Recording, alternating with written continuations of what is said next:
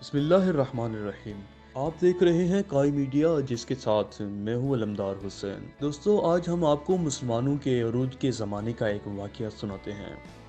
सुल्तान अब्दुल हमीद के दौर में मलका बरतानिया की तरफ से एक कासिद भेजा गया। सल्तनत उस्मानिया और मलका बरतानिया की तरफ से एक मुआहदे पे दस्तखत होने वाले थे। सुल्तान अब्दुल हमीद ने कागजात और नक्शाजात मंगवाए और तस्दीकी मोहर लगाने से पहले नक्शाजात पर नज़र डाली, जिनमें रद्द-बदल किया गया था।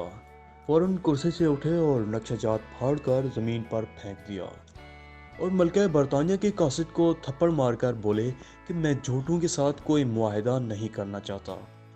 बाद वज़ीर ख़ास महमूद पाशा ने कहा, सुल्तान, आप मलका बरतानिया के कासिद के साथ कुछ ज़्यादा बुरा सलूक नहीं कर रहे? तो जवाबन सुल्तान ने कहा, ये अंग्रेज़ हमसे अगर थप्पड़ खाते रहें तो ही दुरुस्त रहते हैं। दोस्तों, सोच रहा था कभी ये वक्त था, फिर आसमान ने रंग बदला, हमने उस तर्ज हुकूमत को बदला। खिलाफत उस्मानिया की कड़ी टूटी और अब कोई ऐसा खिता नहीं रहा जहां मुसलमान इनसे थप्पड़ ना खा रहे हों।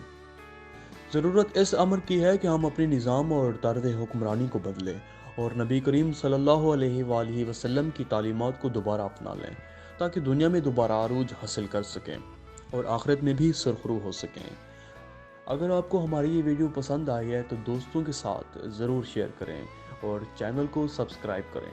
हमें अपनी कीमती राय से ज़रूर आगाह करें। मिलते हैं एक नई वीडियो में, तब तक के लिए अल्लाह हाफिज़।